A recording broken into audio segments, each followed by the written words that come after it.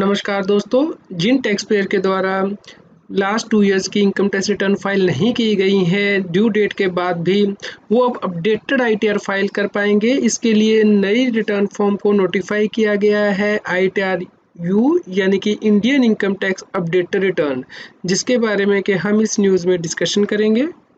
दोस्तों, ये नोटिफिकेशन जो कि गवर्नमेंट के द्वारा जारी किया गया है, इसके द्वारा income tax 11th amendment rule 2022 notify किए गए हैं और इनकम टैक्स रूल में नया रूल इंसर्ट किया गया है, रूल 12AC यानी कि अपडेटेड रिटर्न ऑफ इनकम। यानी कि जिन व्यक्तियों ने असेसमेंट ईयर 2021 या 21-22 ऑनवर्ड्स आईटीआर फाइल नहीं की है, वो अब इस फॉर्मेट के अंतर्गत यानी कि आईटीआर यू के अंतर्गत इनकम टैक्स रिटर्न्स फाइल कर पाएंगे। तो ये रिटर्न कैसे फाइल करनी है, इसके बारे में बताया गया है। दोस्तों, जिन individual, Hindu undivided family, firm, limited liability partnership firm, association of person, body of individual, local authority, artificial judicial person का ऑडिट होना है इनकम टैक्स एक्ट के अंतर्गत, या फिर कोई कंपनी है या फिर पॉलिटिकल पार्टी जिसे कि ITR 7 फाइल करनी है, उसे ये अपडेटेड ITR इलेक्ट्रॉनिकली यानी कि डिजिटल सिग्नेचर के साथ फाइल करनी है। लेकिन जिन व्यक्तियों का टैक्स ऑडिट नहीं होना है इनकम टैक्स एक्ट के अंतर्गत, वो इसे इलेक्ट्रॉनिकली डिजिटल सिग्नेचर के साथ भी फाइल कर सकते हैं, या फिर वो इसे ऑनलाइन फाइल करेंगे इलेक्ट्रॉनिकली और EVC के साथ इसे वेरीफाई कर सकते हैं। दोस्तों, ये ITR कैसे फाइल करनी है, इसके लिए principal director general of income tax system के द्वारा प्रोसीजर और फॉर्मेट नोटिफाई किए जाएंगे ताकि आप इसे ऑनलाइन फाइल कर पाएँ। दोस्तों, इसका फॉर्मेट क्या होगा वो आप अपनी स्क्रीन पे देख सकते हैं। यानी कि रिटर्न फाइल की जा सकती है within 24 months from the end of the relevant assessment year. जैसे कि असेसमेंट ईयर 21-22 के 24 मंथ्स के बाद, यानी कि असेसमेंट ईयर 23-24 तक ये रिटर्न फाइल की जा सकती है, यानी कि 31 मार्च 2024 तक असेसमेंट ईयर 21-22 की। दोस्तों, इस रिटर्न में आपको क्या देना होगा, इसमें आपको पैन नंबर एंटर करना है, इसके अलावा नेम और आधार नंबर या फिर आधार इनरोलमेंट ID भी आपको एंटर करना होगा। इसके बाद असेसमेंट ईयर आएगा और क्या आपने पहले भी रिटर्न फाइल की थी, क्योंकि अपडेटेड रिटर्न फाइल की जा सकती है यदि आपने पहले भी रिटर्न फाइल की थी लेकिन उसमें कोई इनकम आपने मिस कर दी थी, तो आप यहाँ पे वो इनकम दिखा सकते हैं। तो यदि आप यस टिक करेंगे तो उसके बाद पूछा जाएगा कि क्या वो आपने ड्यू डेट तक फाइल की थी या उसके बाद फाइल की थी, यानी कि अंडर सेक्शन 139(1) और अदर्स।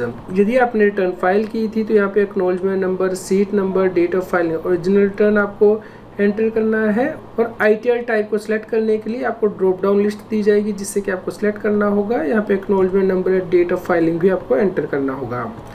इसके अलावा दोस्तों, व्यक्ति से पूछा जाएगा कि क्या व्यक्ति एलिजिबल है अपडेटेड रिटर्न को फाइल करने के लिए, क्योंकि इसके लिए कंडीशन दी गई है सेक्शन 139 सब सेक्शन 8A की first, second and third proviso के अंतर्गत है। तो इन्हें डिस्कस कर लेते हैं। दोस्तों, यह सेक्शन 139(8A जो कि न्यूली इंसर्ट किया गया है, जो कि यह बताता है कि अपडेटेड ITR के लिए क्या कंडीशन है। तो यहाँ पे जो पहली प्रोविजो दी गई है उसके अंदर बताया गया है कि अपडेटेड ITR फाइल नहीं की जा सकती यदि आपका लॉस है या फिर आपने पहले भी ITR फाइल की थी और उसमें ज़्यादा टैक्स लायबिलिटी दिखाई थी और अब जो आप अपडेटेड ITR फाइल कर रहे हैं उसमें आपकी टैक्स लायबिलिटी डिक्रीज हो रही है, तो आप अपडेटेड ITR फाइल नहीं कर सकते। इसके अलावा यदि अपडेटेड ITR की वजह से आपका रिफ़ंड आ रहा है या फिर पहले भी ITR फाइल की थी उसमें जो रिफ़ंड था उसकी कंपैरिजन में अब रिफ़ंड इंक्रीज़ हो रहा है, तो भी आप अपडेटेड ITR फाइल नहीं कर सकते हैं। इसके अलावा सेकंड प्रोविजो के अंतर्गत बताया गया है कि कौन से व्यक्ति जो है अपडेटेड ITR फाइल नहीं कर सकते।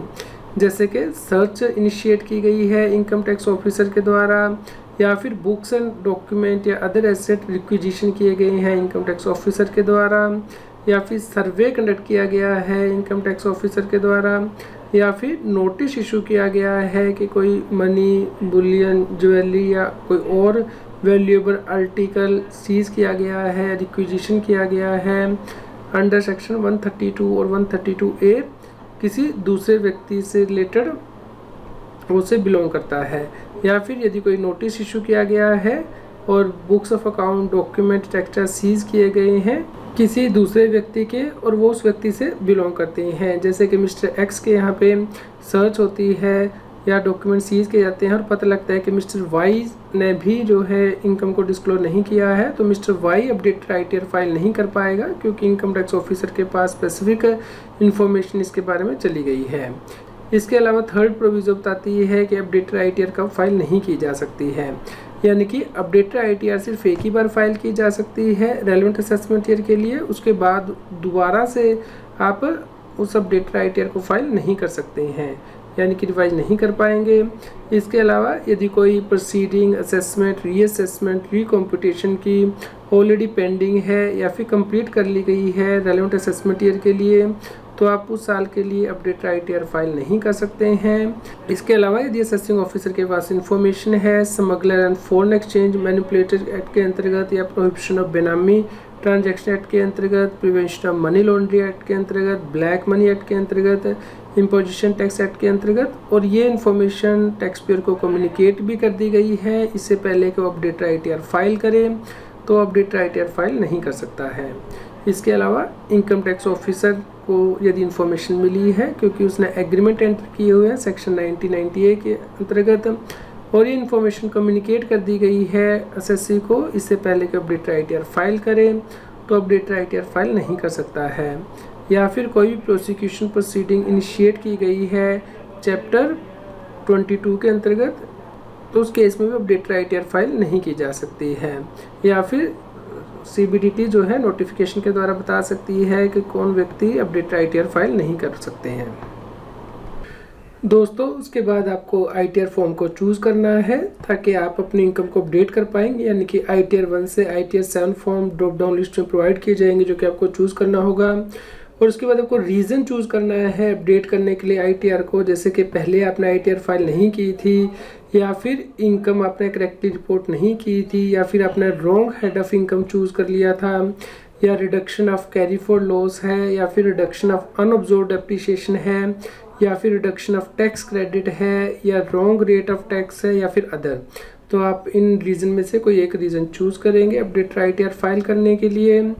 और अपडेटेड आईटीआर फाइल की जा सकती है रेलेवेंट असेसमेंट ईयर के ख़त्म होने के बाद 24 मंथ्स के अंदर, लेकिन यदि आप फर्स्ट 12 मंथ्स में फाइल कर देंगे असेसमेंट ईयर के ख़त्म होने के बाद, तो उस केस में टैक्स रेट जो है वो कम है। लेकिन यदि आप 12 मंथ्स के बाद फाइल करेंगे रेलेवेंट असेसमेंट ईयर के ख़त्म होने के बाद लेकिन 24 मंथ्स के अंदर, तो टैक्स रेट सेपरेट है। इसलिए आपको यहाँ पे पूछा जाएगा कि आप किस पीरियड के अंदर ये अपडेटेड आईटीआर फाइल कर रही हैं। दोस्तों यदि आप रेलेवेंट असेसमेंट ईयर के ख़त्म होने के बाद 12 मंथ्स के अंदर फाइल कर देंगे तो आपको 25% एडिशनल टैक्स पे करना है। लेकिन यदि आप 12 मंथ्स के बाद फाइल करेंगे रेलेवेंट असेसमेंट के ख़त्म होने के बाद लेकिन 24 मंथ्स के अंदर, तो उस केस में आपको 50% एडिशनल टैक्स पे करना है। दोस्तों इसके अलावा जो अगला क्वेश्चन अपडेटेड आईटीआर से रिलेटेड आपसे पूछा जाएगा कि क्या आप अपडेटेड आईटीआर फाइल कर रहे हैं to reduce carry forward loss और अनअब्जॉर्ब्ड एप्रिसिएशन, तो उस केस में आपको ड्रॉप डाउन लिस्ट प्रोवाइड की जाएगी कि आप किस असेसमेंट ईयर का जो लॉस है या अनअब्जॉर्ब्ड एप्रिसिएशन है वो रिड्यूस कर रही है और क्या आपने उस साल से लेटर रिवाइज रिटर्न फाइल की थी या फिर अपडेटेड रिटर्न फाइल की थी। तो इस प्रकार से आपको टैक्स कंप्यूटेशन के लिए यहाँ पे हेड दिए जाएंगे, यानी कि head of income under which additional income is being returned as per updated return. तो हेड ऑफ इनकम आपको यहाँ पे स्पेसिफाई करना होगा salary, house property, business and profession, capital gain, other sources. उसके बाद आपकी टोटल एडिशनल इनकम आ जाएगी और total income as per last valid return यदि आपने फाइल की थी तो वो यहाँ पे आ जाएगी।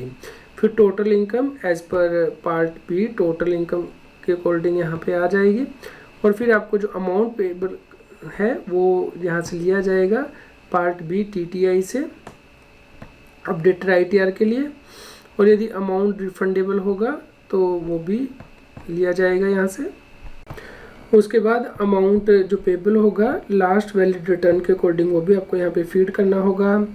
और यदि आपने जो रिफंड क्लेम किया था लास्ट वैलिड रिटर्न में तो वो यहाँ पे आपको इंफॉर्मेशन देनी होगी। इसके अलावा जो लेट फीस होगी वो भी एप्लीकेबल होगी अपडेटेड आईटीआर के लिए। और रेगुलर असेसमेंट टैक्स पे यदि आपने कोई टैक्स दिया था वो भी यहाँ पे आ जाएगा। उसके बाद आपकी एग्रीगेट लायबिलिटी आ जाएगी। यदि आपको पहले रिफंड इशू किया जा चुका है तो वो ऐड बैक किया जाएगा एडिशनल टैक्स में, और यदि आपको रिफंड इशू नहीं किया गया है तो उस केस में ये फॉर्मूला होगा। तो उसके अकॉर्डिंग जो एडिशनल आपकी इनकम टैक्स लायबिलिटी है 25% या 50% को कैलकुलेट की जाएगी, डिपेंडिंग कि आप 12 मंथ्स के अंदर फाइल कर रहे हैं या 24 मंथ्स के अंदर असेसमेंट ईयर के ख़त्म हो जाने के बाद। तो आपका नेट पेबल आ जाएगा, जो आप टैक्स पे करेंगे यहाँ पे आएंगे और टैक्स ड्यू यहाँ पे आएगा। और टैक्स पेमेंट की जो डिटेल है वो अपडेटेड ITR के अकॉर्डिंग आपको यहाँ पे अंडर सेक्शन 140B के अकॉर्डिंग जो आप पे करेंगे यहाँ पे एडिशनल इनकम टैक्स, उसकी डिटेल आपको यहाँ पे देनी होगी। तो दोस्तों आप इस फॉर्मेट को डाउनलोड भी कर सकते हैं, इसका लिंक इस न्यूज़ की वीडियो डिस्क्रिप्शन में भी दिया गया है। तो जैसे ही गवर्नमेंट इसके लिए कोई और अपडेट देगी इनकम टैक्स के पोर्टल पे, हम आपको इन्फॉर्म करेंगे। उम्मीद करते हैं आपके लिए यह न्यूज़ यूज़फुल रही होगी। कृपया लाइक कीजिए, शेयर कीजिए ताकि सभी लोगों तक ये जानकारी पहुँच पाए और वो इनकम टैक्स की कॉम्प्लायंस कर पाएँ। रेगुलर GST और टैक्स अपडेट के लिए इस चैनल को सब्सक्राइब करें। आप हमें Telegram app CA Satbir Singh टैक्सील पर ज्वाइन कर सकते हैं ताकि आप GST और इनकम टैक्स के रेगुलर अपडेट अपने मोबाइल पर ही प्राप्त कर सकें।